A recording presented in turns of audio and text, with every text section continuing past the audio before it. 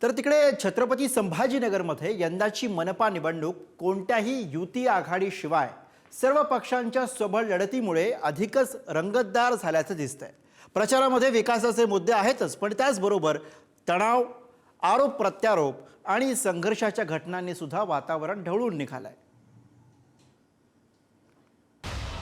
संभाजीनगरमध्ये युती आघाड्यांशिवाय स्वबळावर लढत, शिंदेंच्या शिवसेनेला भाजपचं आव्हान, बहुरंगी लढती, MIM मध्ये झालेल्या वादानं निवडणुकीत रंगत।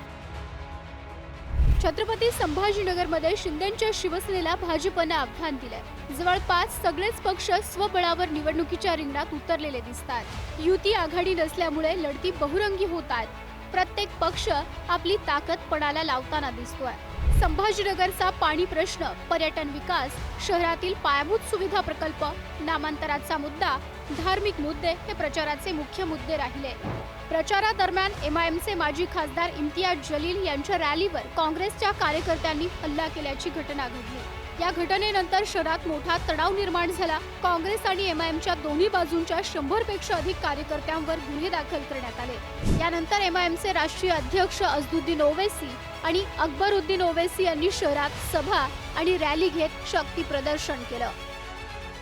मेरी आपसे गुजारिश है कि मजलिस इत्तेहादुल मुस्लिमीन के हक में अपने के कोर्ट का इस्तेमाल करिए और याद रखिए, तारीख गवाह है, दुश्मन हमेशा घर से आता है।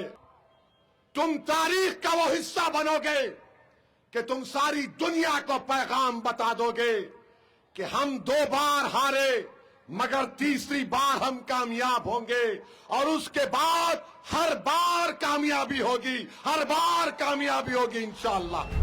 उपमुख्यमंत्री एकनाथ शिंदे यांनी यावेळी संभाजीनगरकडे विशेष लक्ष दिल्याचं पाहायला मिळालं। प्रचारात आक्रमक भूमिका घेत MIMचा सुपडा साफ करू अशी घोषणा शिंदेंनी दिली आहे। जलीलला तर जलील करायचंच आहे। या निवडणुकीमध्ये त्याचा कार्यक्रम होणारच आहे। पतंग कोणाची निशाणी आहे का? जलीलची आहे?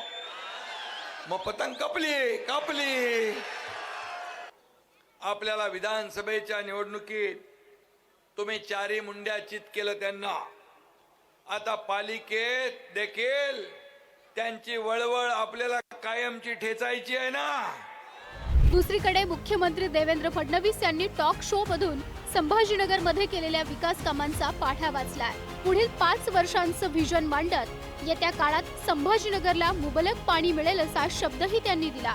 3700 हॉर्स पॉवरचा पंप आज आपण यशस्वीपणे चालवलेला आहे। म्हणजे आता आपण या टप्प्यात आहोत की पुढच्या 2 महिन्यामध्ये छत्रपती संभाजीनगरला पाणी मिळणार आहे। प्रत्येक भागामध्ये त्या ठिकाणी शुद्ध पिण्याचं पाणी रोज प्रत्येकाच्या घरामध्ये येण्याचा मार्ग आम्ही मोकळा केलाय।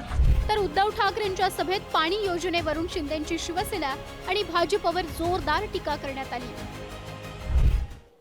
365 दिवसामध्ये फक्त 44 दिवस पाणी येते घरी।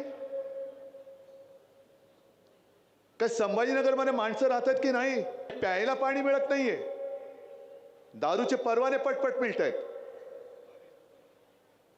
आणि ते सुद्धा कोणाला?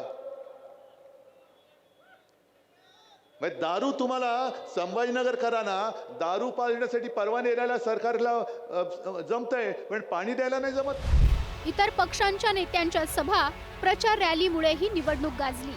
वंचित बहुजन आघाडीचे अध्यक्ष प्रकाश आंबेडकर यांनी एक संधी द्या हा नारा देत मतदारांपर्यंत पोहोचण्याचा प्रयत्न केला।